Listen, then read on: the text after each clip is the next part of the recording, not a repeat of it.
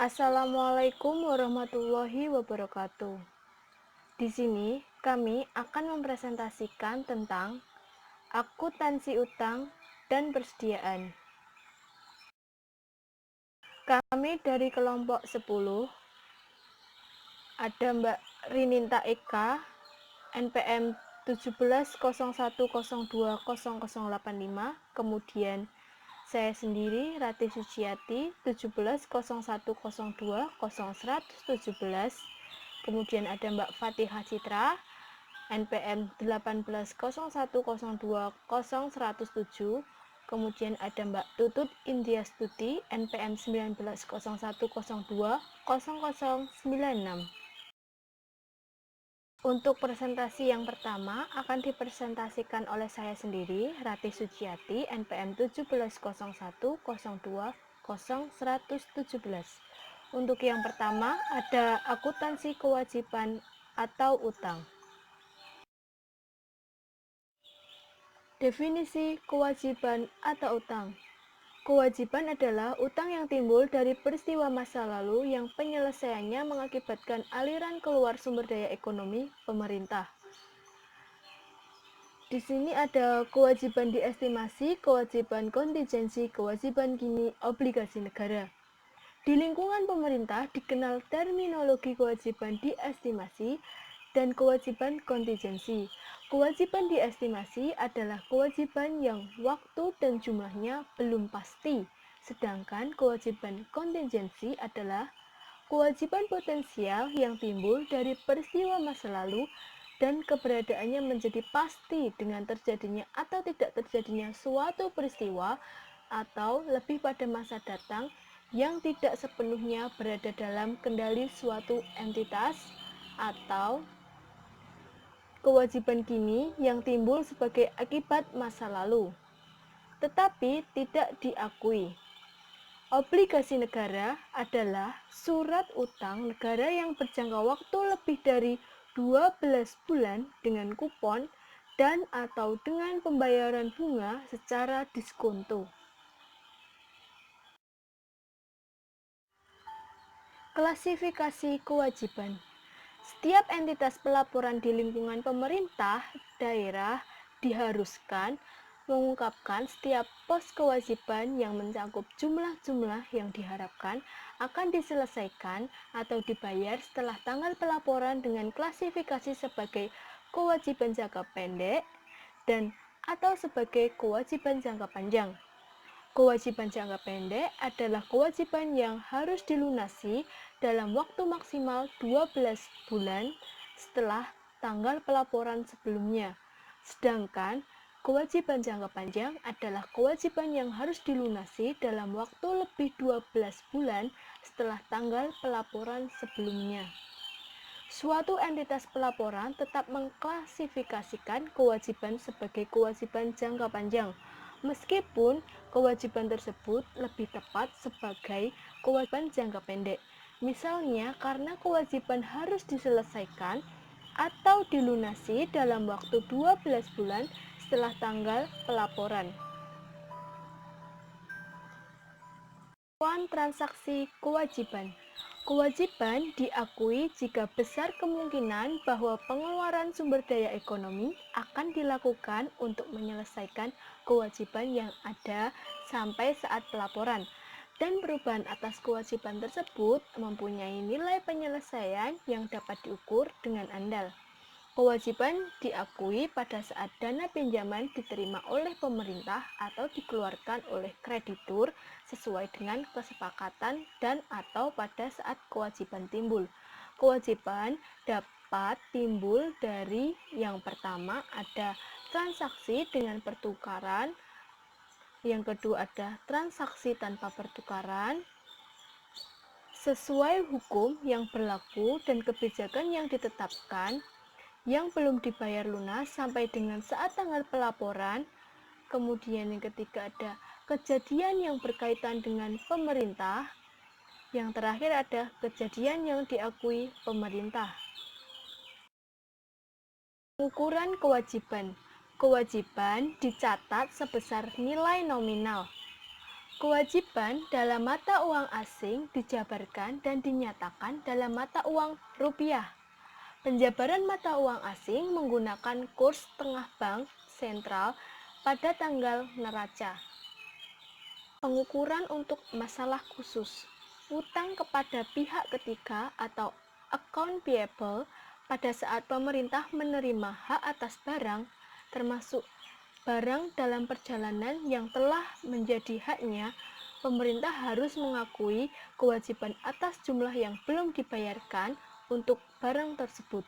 Jumlah kewajiban yang disebabkan transaksi antar unit pemerintahan harus dipisahkan dengan kewajiban kepada unit non-pemerintahan.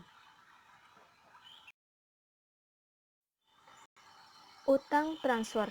Ada 5 jenis. Yang pertama ada utang transfer. Kewajiban suatu entitas pelaporan untuk melakukan pembayaran kepada entitas lain sebagai akibat perundang-undangan. Kemudian yang kedua ada utang bunga. Utang bunga atas utang perusahaan harus dicatat sebesar biaya bunga yang telah terjadi dan belum dibayar. Yang ketiga ada utang perhitungan pihak ketiga atau PFK berupa PFK yang belum disetorkan pihak lain dan dicatat kepada laporan keuangan sebesar jumlah yang harus disetorkan. Kemudian yang keempat ada utang pemerintah yang tidak diperjualbelikan.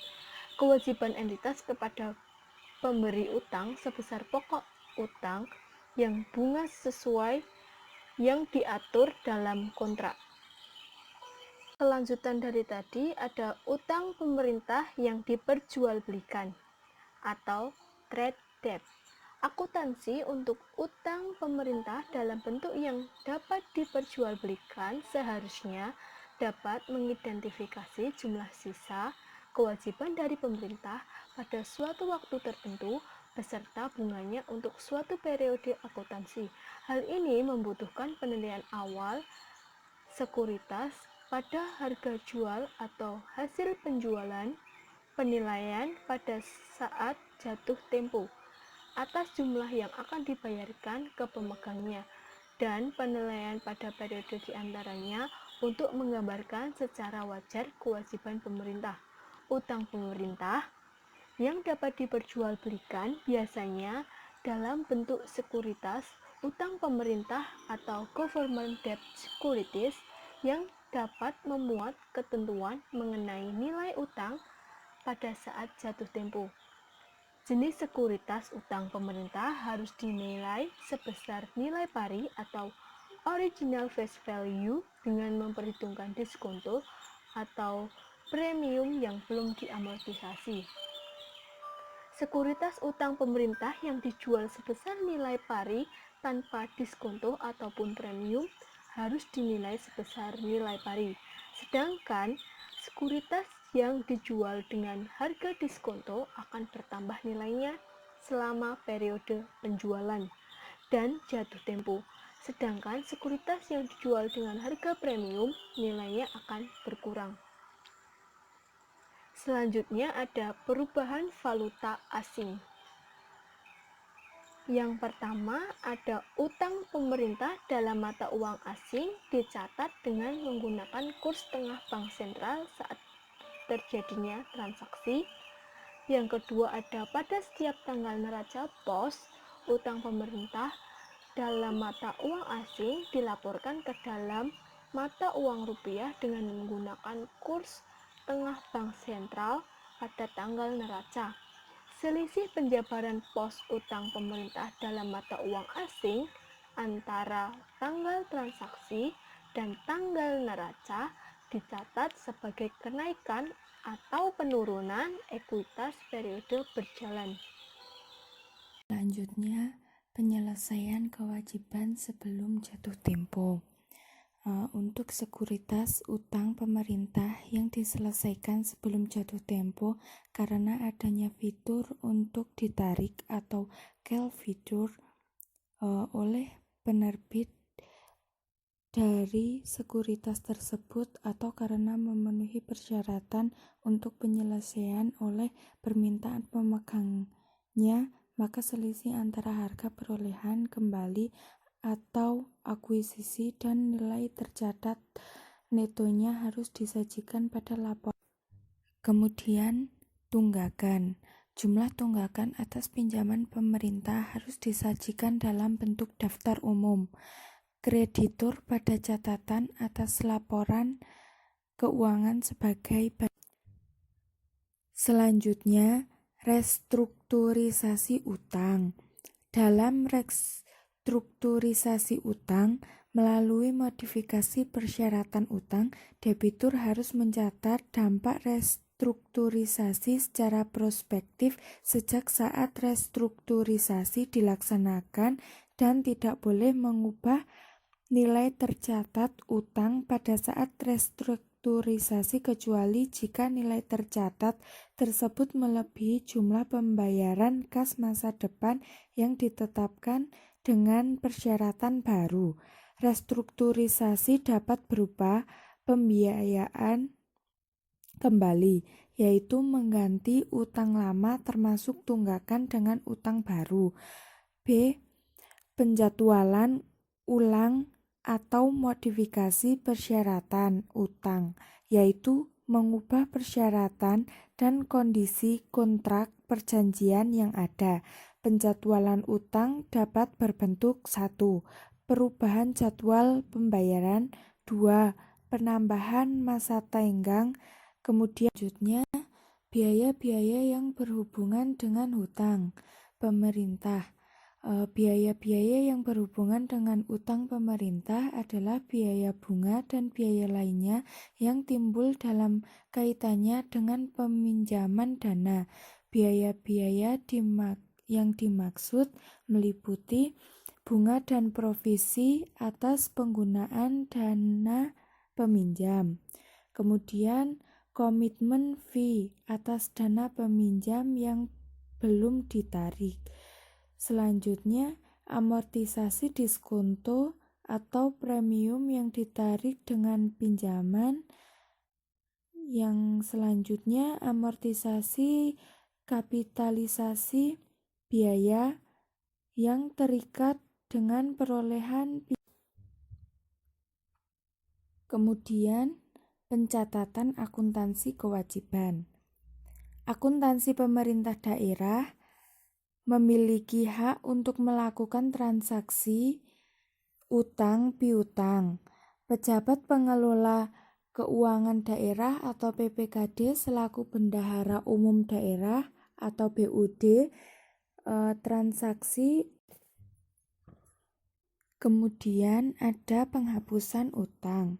Jika penyelesaian suatu utang yang dinilai penyelesaiannya di bawah nilai tercatatnya dilakukan dengan aset non-kas, maka entitas sebagai debitur harus melakukan penilaian kembali atas aset non-kas ke nilai wajarnya.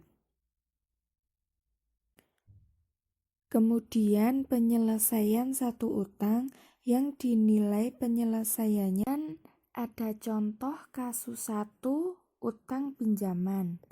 Pejabat pengelola keuangan daerah atau PPKD selaku bendahara umum daerah atau BUD atas nama kepala daerah di Pemda ABC melakukan pinjaman jangka panjang kepada Bank Mandiri senilai 10 miliar untuk pembangunan jembatan di Kecamatan XYZ.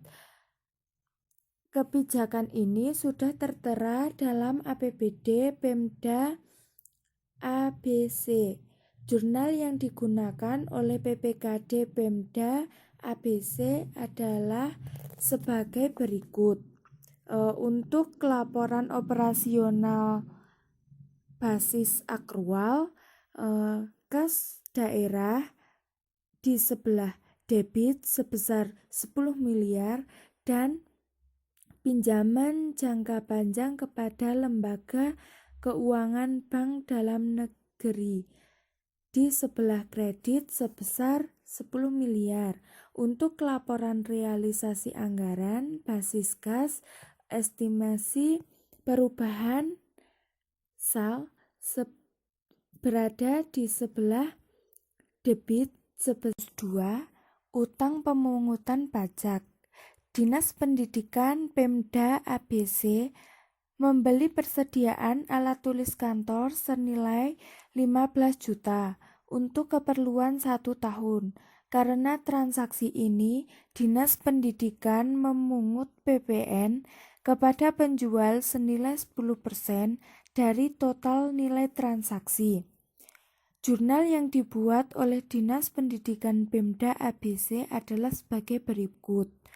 Untuk laporan operasional basis akrual, sediaan bahan berada di sebelah debit sebesar 16.500.000, kemudian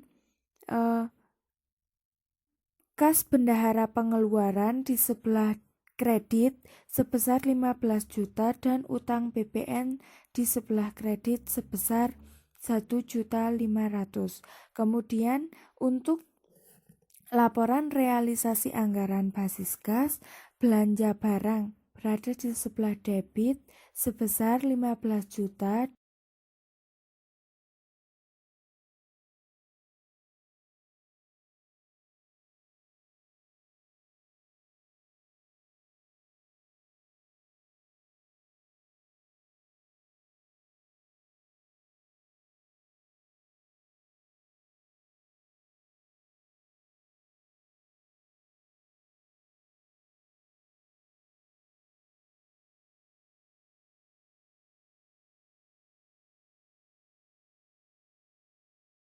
Contoh kasus 3, kasus penyesuaian utang atau utang jangka panjang yang jatuh tempo. Pada tanggal 29 Desember ditemukan data bahwa dari nilai utang jangka panjang senilai 100 juta yang dimiliki oleh Pemda ABC, diketahui senilai 100 juta sudah berada dalam jatuh tempo dan harus dilunasi pada tanggal 5 Januari tahun depan. Jurnal yang dibuat oleh PPKD Pemda ABC adalah sebagai berikut. Pada tanggal 29 Desember, tercatat keterangan pinjaman jangka panjang kepada lembaga keuangan bank dalam negeri tercatat di debit sebesar 100 juta dengan keterangan tidak ada jurnal karena transaksi ini bukan transaksi yang berkaitan dengan anggaran atau APBD. Selanjutnya juga tercatat di bagian kredit sebesar 100 juta juga dengan keterangan bagian jangka pendek dari pinjaman jangka panjang kepada lembaga keuangan bank dalam negeri yang telah jatuh tempo.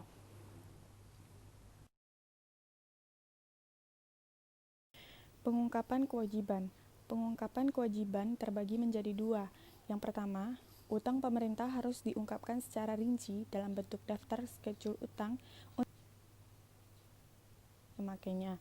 Yang kedua, untuk meningkatkan kegunaan analisis, informasi yang harus disajikan dalam CALK meliputi: pertama, jumlah saldo kewajiban jangka pendek dan kewajiban jangka panjang harus diklasifikasikan berdasarkan pemberi pinjaman. 2. Jumlah saldo kewajiban berupa utang pemerintah berdasarkan jenis sekuritas utang pemerintah jatuh temponya. 3. Bunga pinjaman yang terutang pada periode berjalan dan tingkat bunga yang berlaku. 4. Konsekuensi dilakukannya penyelesaian kewajiban sebelum jatuh tempo. 5. Perjanjian restrukturisasi utang. Yang 6. Jumlah tunggakan pinjaman yang disajikan dalam bentuk daftar umur utang berdasarkan kreditur. 7. Biaya pinjaman.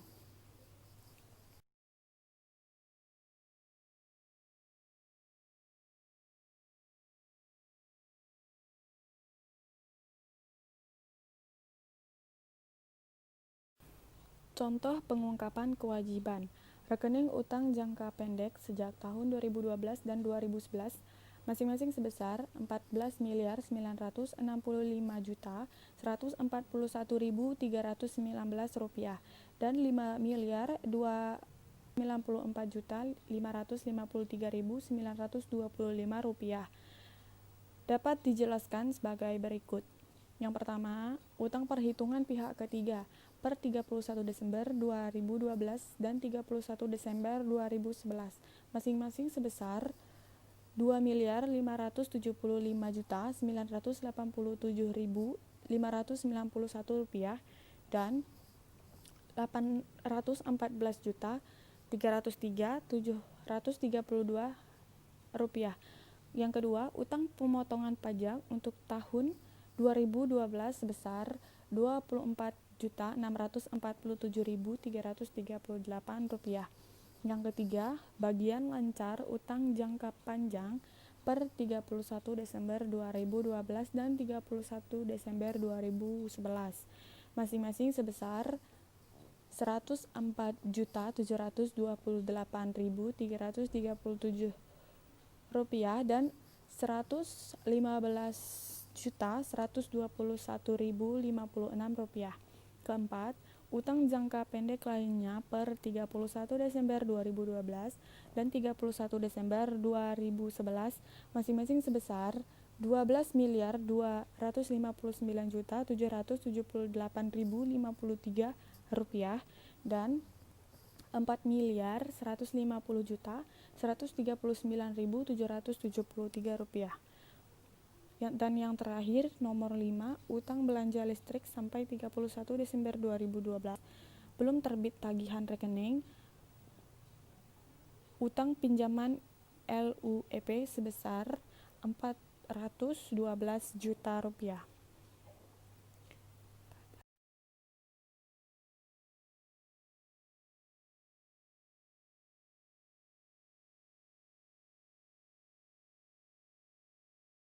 Akuntansi persediaan. Definisi persediaan. Persediaan adalah aset lancar dalam bentuk barang atau perlengkapan yang dimaksudkan untuk mendukung kegiatan operasional pemerintah dan barang-barang yang dimaksudkan untuk dijual atau diserahkan dalam rangka pelayanan kepada masyarakat. Itu terdiri dari yang pertama, barang konsumsi, kedua, amunisi, ketiga, bahan untuk pemeliharaan, 4, suku cadang, kelima, persediaan untuk tujuan strategis atau berjaga-jaga, 6, pita cukai dan legas, ketujuh, bahan baku, kedelapan, barang dalam proses atau setengah jadi, kesembilan, tanah atau bangunan untuk dijual atau diserahkan kepada masyarakat, yang kesepuluh, hewan dan tanaman untuk dijual atau diserahkan kepada masyarakat. Itu semua berupa, yang pertama, barang atau perlengkapan yang digunakan dalam rangka kegiatan operasional pemerintah. Yang kedua, bahan atau perlengkapan yang akan digunakan dalam proses produksi. Ketiga, barang dalam proses produksi yang dimaksudkan untuk dijual atau diserahkan kepada masyarakat. Yang keempat, barang yang disimpan untuk dijual atau diserahkan kepada masyarakat dalam rangka kegiatan pemerintah.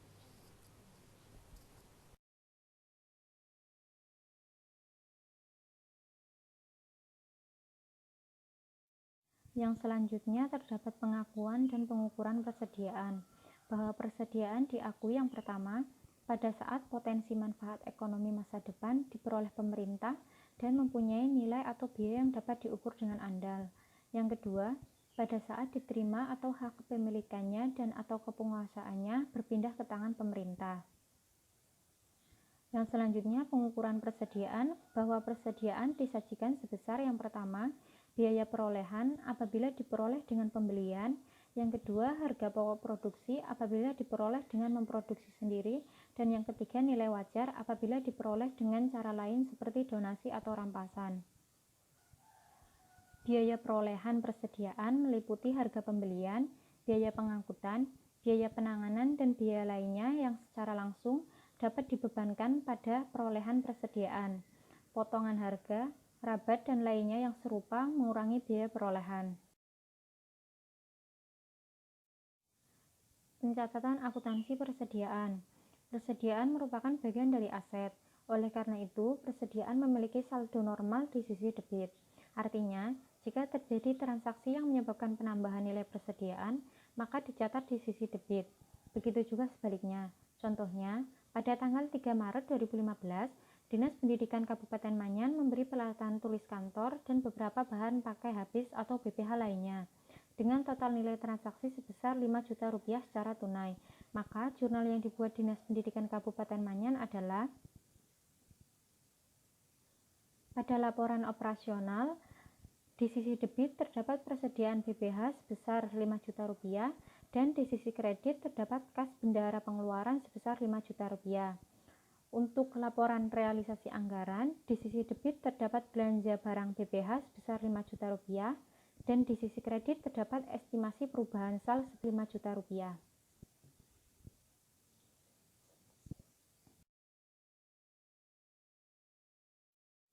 Yang selanjutnya terdapat penilaian persediaan. Yang pertama, pada akhir periode akuntansi, catatan persediaan disesuaikan dengan hasil inventarisasi fisik. Penyesuaian yang dimaksud dibuatkan jurnal penyesuaian pembebanan persediaan. Yang kedua, penilaian inventarisasi fisik persediaan dapat dilakukan dengan menggunakan yang pertama, metode sistematis seperti FIFO atau rata-rata tertimbang. Dan yang kedua, harga pembelian terakhir apabila setiap unit persediaan nilainya tidak material dan bermacam-macam jenis.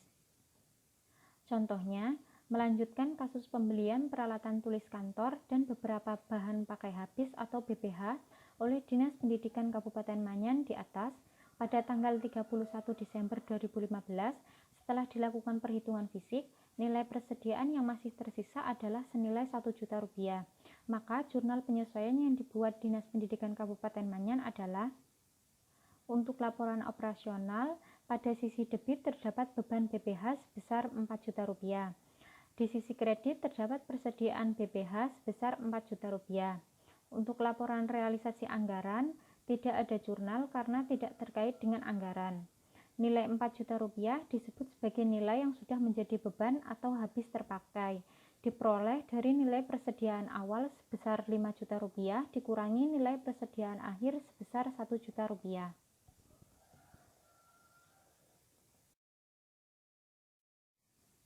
Pengungkapan persediaan.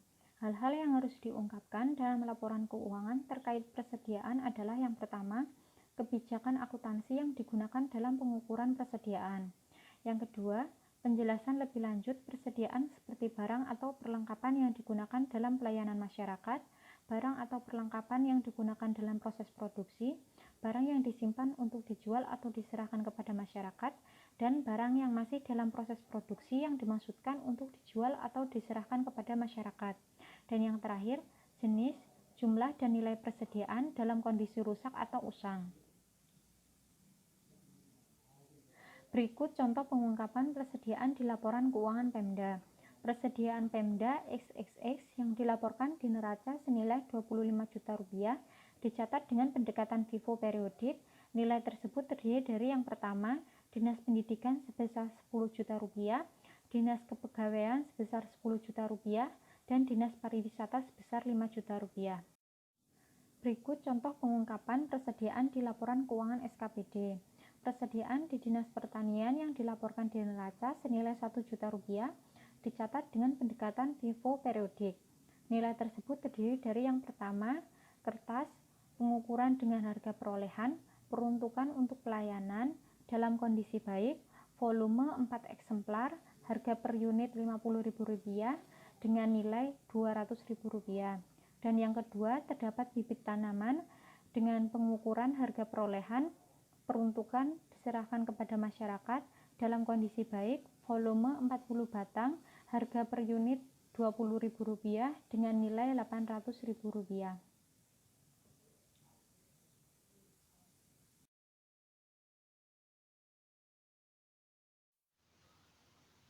Sekian presentasi dari kelompok kami. Wassalamualaikum warahmatullahi wabarakatuh.